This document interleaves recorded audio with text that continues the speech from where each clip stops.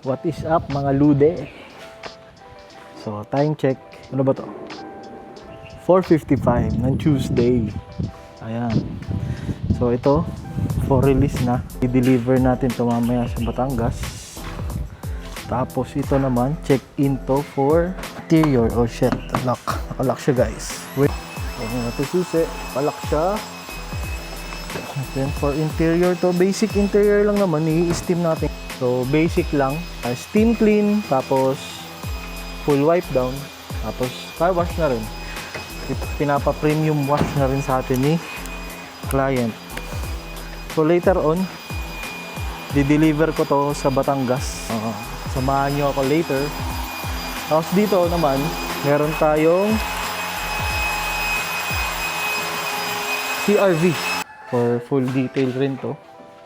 So, 50-50 tayo para mapakita natin kay client. Ito, last week pa dumating, Tuesday din. Medyo nagtagal tayo kasi ang dami niyang kailangang i-degrime dito sa mga singit. Sa loob, sobrang dumi. Ngayon, okay na.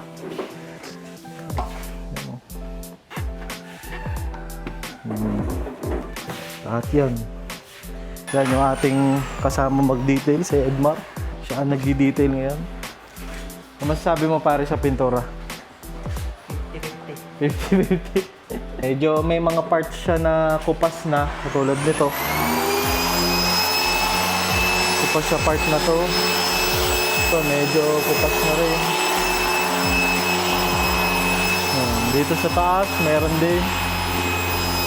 So, lahat ng pwede nating i-restore dito sa paint na to, i-restore natin. Balik natin yung 85% condition ng paint. Kasi 19 years old na rin yung kotse. Tech na ceramic tint.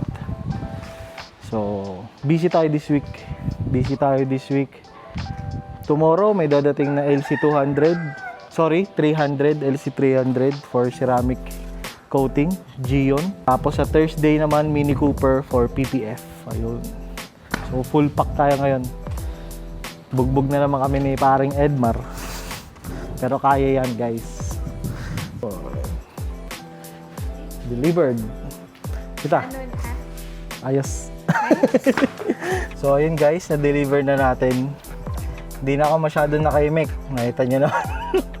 Hindi na ako masyado nakaimik kasi medyo shy pa ako eh. So, okay naman daw. Maganda naman daw, sabi ni client. So, yun guys, pauwi na kami. So, tomorrow, meron tayong ititint na Hilux. Tapos, may dadating rin na LC300. So, yun. Bukas na lang ulit guys. Bye! Good morning, mga lude. So, Wednesday ngayon, 8:20 ng morning. Ito, sineset up na ni Edmar ang ating steamer para ma-steam na tong Starex. So, steam na yung Starex kasi may mga amag. Ini-steam na ni paring Edmar. So, ito guys, dumating na rin yung Land Cruiser. So, pagkatapos ito, ipe-prep na rin ni paring Edmar ito para mabapping na rin natin ito. Wala siya masyadong kailangan i-degrime. Konting APC lang.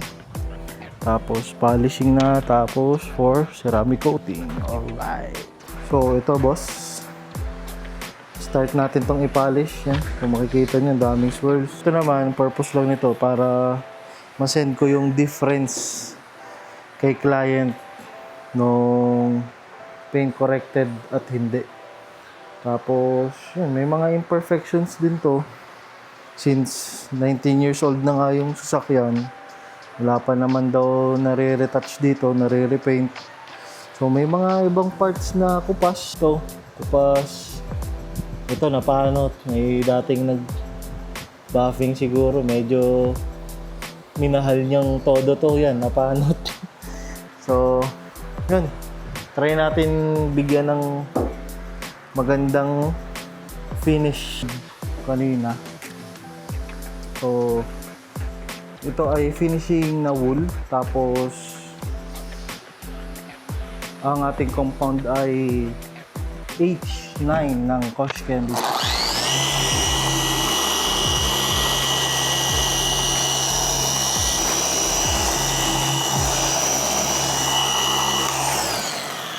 Medyo may pagkatigas yung paint.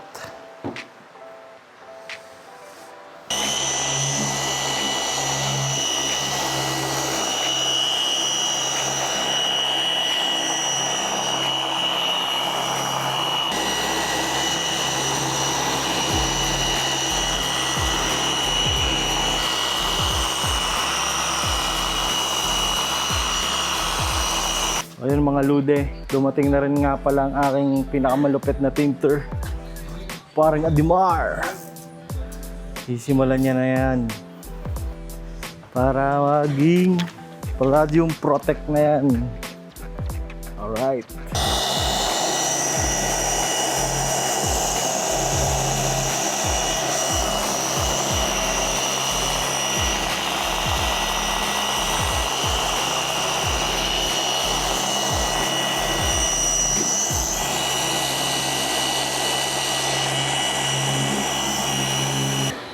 Dito ba sa camera? After. Bilog na. Yung reflection. Wala na siyang mga swirls. Ito, hindi pa siya na-finish, so may konting pagka-hazy pa siya.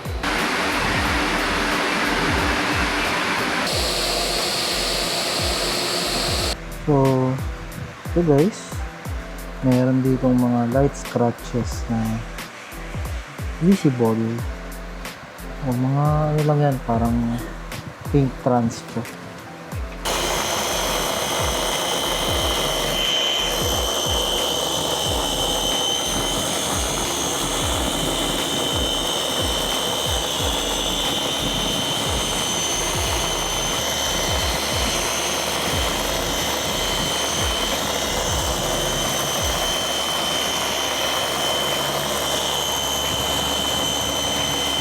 Di ba?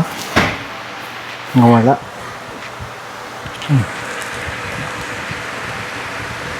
Nawala, di ba? Tapos nang steam yung yung mga upuan. So, wala na siyang mga molds at amag. Tapos ito, iba back to zero na lang. Car wash, tapos for release. Tapos itong so ito mga parts, tatapusin na lang namin mag-buffing dito. So, ayun lumalabas na yung tintab niya. Wala ng swirls, wala ng contaminants.